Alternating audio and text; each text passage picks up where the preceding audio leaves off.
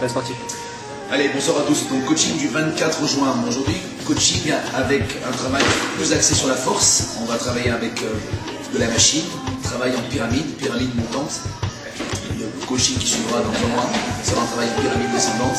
L'objectif, c'est de gagner en force pour qu'il y ait une amélioration déjà de la condition physique, une amélioration de l'endurance et aussi par rapport au cours collectif, une amélioration de l'endurance force. Alors tout ceci avec des charges, on va déterminer aussi approximativement le max de chacun. C'est important parce que le max de chacun, proposé entre 1 et 3 reps, permettra de déterminer un certain pourcentage pour d'autres formes de cours musculaires. Nous allons faire deux groupes. Un groupe qui sera axé au travail de machine et un groupe qui sera plus axé sur le travail d'endurance, plus axé fitness. Ça va leur servir d'échauffement, on va faire des changements, il y aura des abdominaux au milieu et toujours cette même volonté pour l'académie et pour moi-même de faire évoluer mon groupe. C'est un véritable challenge, hein, c'est une recherche permanente vers un seul but, c'est progresser et puis aller vers la victoire de cette façon. Merci à tous. Ska bara jag fick chansen nu?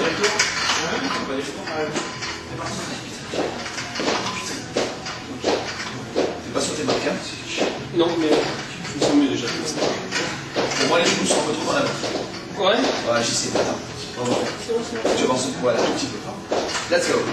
Allez, ça fait 3. 4, toujours avec les cigarettes. 5, pas.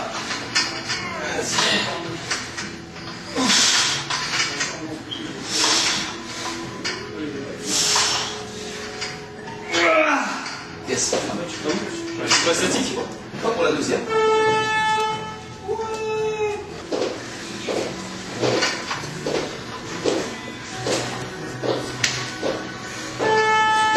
Allez. Ouais, c'est beau travail ça. Dans série, on démarre par série de 2, de 10.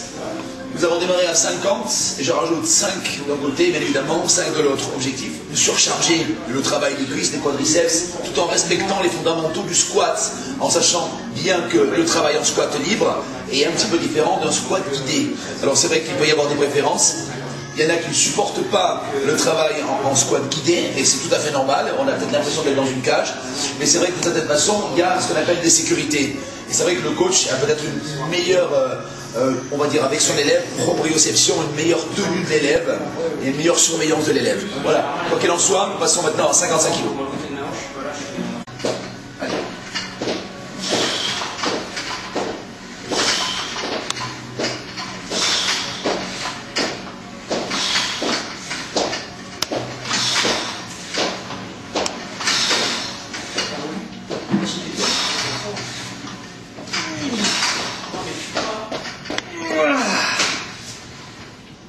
Reste et on remonte.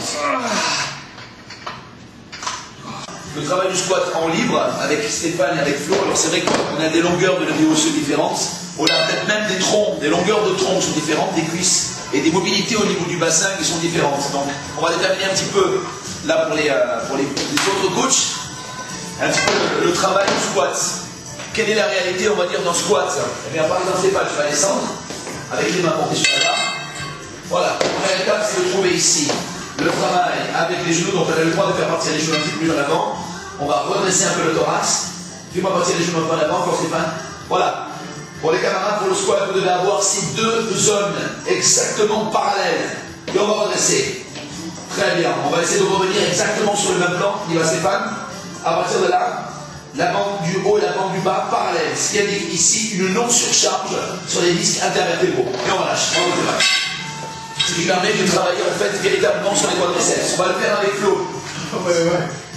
Alors, avec Florent qui a aussi une bonne musculature, peut-être un petit peu plus traduit par rapport à Stéphane, on parlera de mésomorphisme, endomorphisme et tout ce que l'on peut voir dans les livres de physiologie musculaire.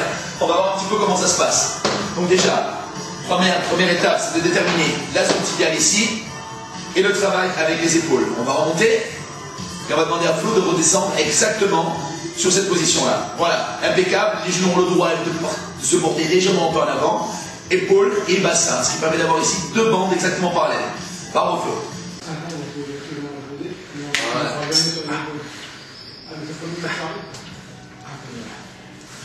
Accrochez-vous les garçons là-bas, accrochez-vous. On cherche le steak.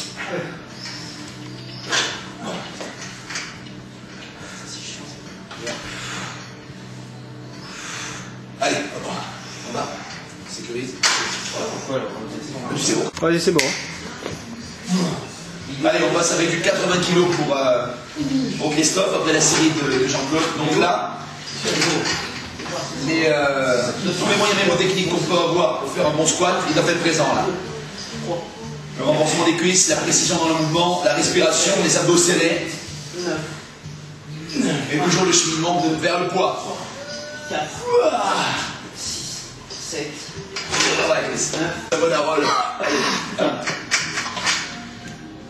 En tout cas, il ne se change pas le dos là, tu vois, comme ça les genoux sont protégés.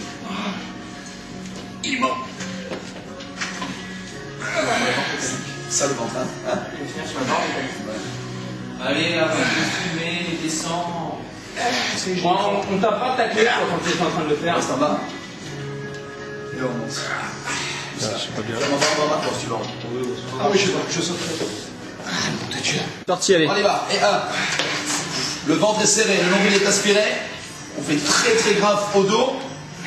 Et on met toute sa volonté. L'expiration joue un rôle extrêmement important. Différentes techniques de respiration pour le travail musculaire. N'est-ce pas, Christophe? Faites travailler en apnée, par exemple, pour le développé couché. Et en plus. Ah oui, non. Voilà, c'est Ah, c'est trop bas pour moi.